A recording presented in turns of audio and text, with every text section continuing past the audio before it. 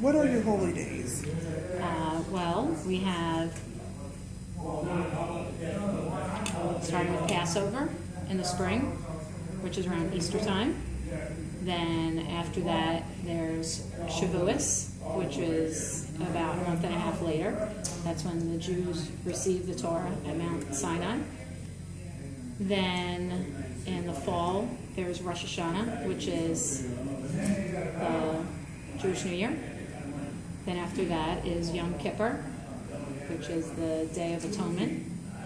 And after that is the holiday of Sukkot, which we eat all our meals outside in a booth. In the Bible, it's called the Festival of Booths. We do that. And then those are the high holidays. Okay. Hanukkah is not considered a high holiday, but it's, then there's other ones too that are lesser. But those are the high ones. Oh, okay.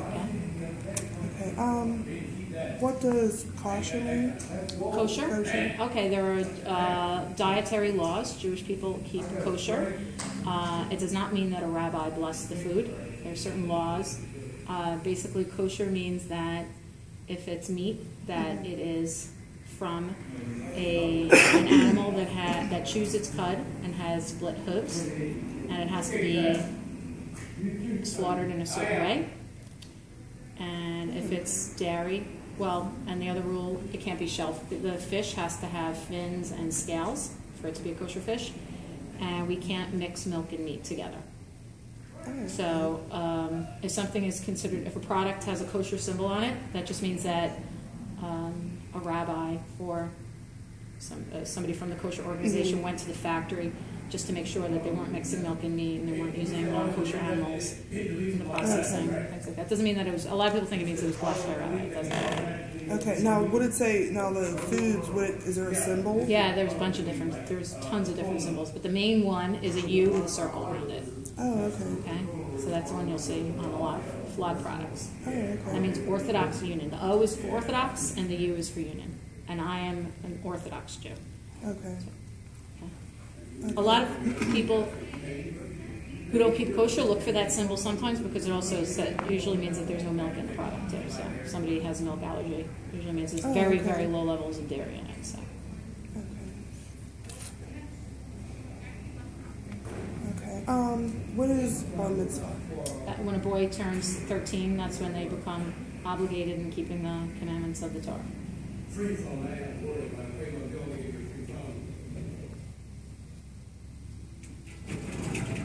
Told your husband you left. You might want to fix that. Oh, sure, yeah. All right, I'll come back. Okay. What separates Judaism from Christianity? Well,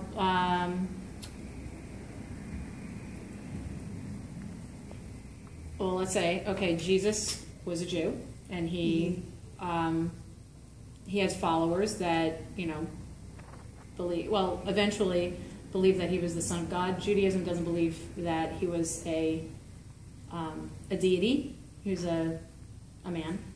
So the main thing that separates Judaism from Christianity is that Jews don't believe that Jesus was the Son of God and that he was the Messiah. The Jews are still waiting for the Messiah to come, and that we don't believe that it was Jesus. Okay. That's the main thing. That's actually my last question. Do you believe in the coming of the Messiah? Yes. But not that it's Jesus or that he's coming again. Okay. Okay.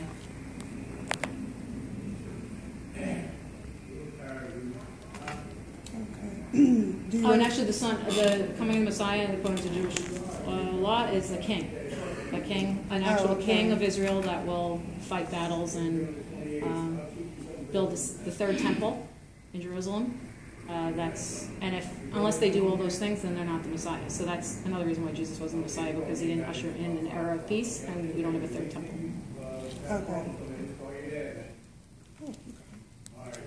If he fulfilled the prophecies, then we would have been okay with it. Right. But he didn't. Okay. So do you recognize Jesus Christ as a prophet? No. Muslims do. We don't.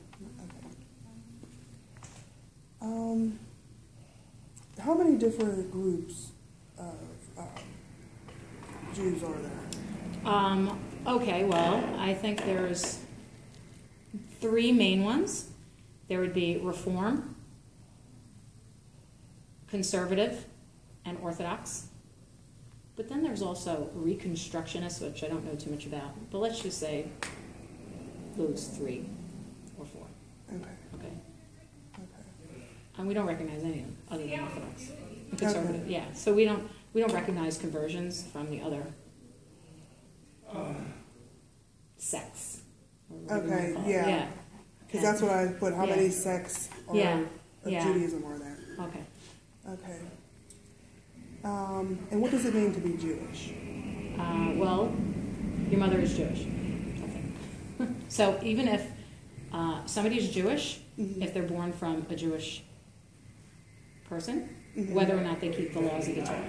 According to Judaism, that makes somebody a Jew. So somebody could be Jewish even if they don't do what I do, as long as the mother is Jewish. By the same token, if somebody converts Reform, we don't recognize that conversion because it doesn't follow the laws of the Torah. We basically, like Orthodox Jews, follow the Torah, and the Torah came from Mount Sinai and passed to Moses, given to Moses, and passed down for thousands of years. So that's what we keep.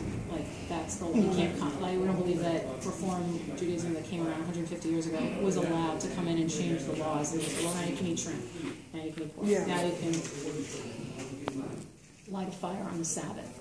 That's not Judaism. Like Jewish law is Jewish law. You have to keep it. We've been keeping it this way. We are able to keep it. We do it. So we don't believe that we wouldn't recognize conversions from a sect that doesn't believe in these things, because that person can't become part of the Jewish people if they're not keeping Jewish law, basically. So that's why we only recognize Orthodox conversions. And what are your cultural practices? Well, we keep kosher. We dress modestly.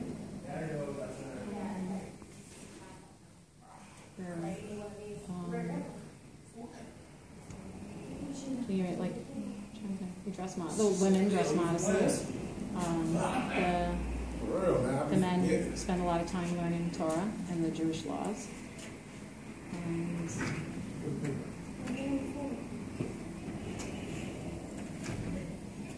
try to give charity. You said give charity, yeah. And hopefully give a good impression to non-Jews too. Try. Okay. Are women allowed to be elders or hold in any high offices within the religion? Well, it depends. In Orthodox Judaism, the women are not rabbis, but they can hold high offices in the organizations, but not rabbinical. Okay. There are conservative rabbis and Reform rabbis that are women, but not in Orthodox. Okay. That's just from tradition. Okay. How is the Torah different than the Bible? Well, the Torah is the handwritten, the first 5 books of the Bible, which is, the Torah is the Bible, basically.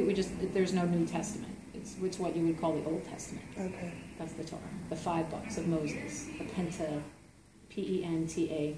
T-A-T-E-U-C-H.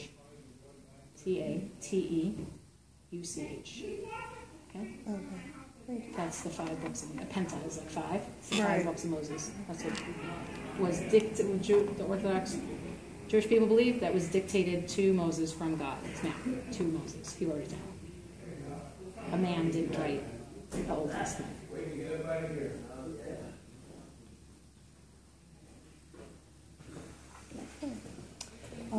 Some religions have saints and believe in angels. Yes, but I don't know too much about it. But yes, Jewish people believe in angels too. Okay. Angels, no saints? No saints. Okay. Angels. Yeah. And what does the prayer belt symbolize? Or does the Orthodox? Well, they were prayer belts. I don't know. Did I say it right? No, I'm just not sure. There's the men wear some, straps around their arms, Mm-hmm. And they wear clothing that I don't know exactly which that is, but both of those things are just prescribed in the Torah. These are garments that men need to wear when they pray, so that's... Oh, so, okay, the men. Yeah, men wear them. Yeah, women don't have prayer belts. And Women wear them to pray. Okay. Okay, and what is the hat that Jewish people wear on their head and the significance? Okay, so the men wear a yarmulke, which is a Y-A-R-M-U-L-K-E,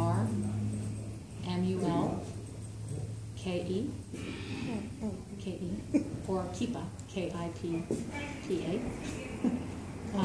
But you see the men? The men wear it, men Okay. and boys over 3 years old. And boys 3 who wears it.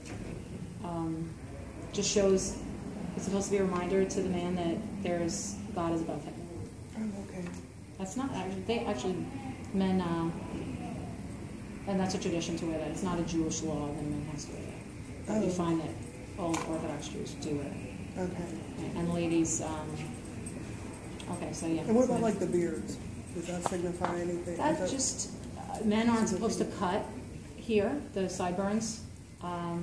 So they're not supposed to cut their side locks. So you'll sometimes see men with very long side curls, but technically it just has to be sideburns. So anywhere between a sideburn, side locks. Well, yeah, we call it like L-O-C-K-S. They just need to be sideburns.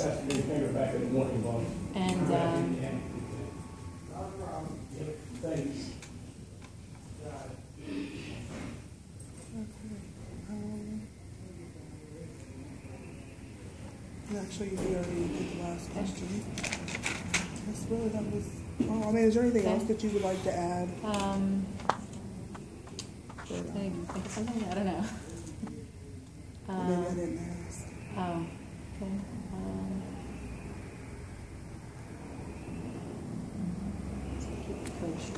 Oh, Sabbath. That's a big one. Forgot about that. Okay? Right. So we can probably leave off with that. The Sabbath is from sundown on Friday to a little bit past sundown on Saturday. Oh, when you asked me about culture, this is the big one. I forgot to mention that. When you asked me about kosher, yeah, and the Sabbath. Okay. Past sundown on Saturday. We don't do any constructive labor. Basically, it's outlined in the 5 books, part of the 5 books of Moses, what activities we can't do, and those were the things that were involved in the building of the temple in the desert. So we can't do we can't cook, we can't light a fire, can't drive a car, can't use a phone. It's a day of rest. Oh, okay. So, but we really, we don't really, like, we walk to the shul, S-H-U-L, that's what we call the temple. We walk there, we go for services, we come back, we eat lunch that's, kept warm in a crock pot, so we're not cooking, it's like in the crock pot from before the Sabbath. Oh, okay. And we socialize, it's a very nice thing, we can't use our cell phones or, talk.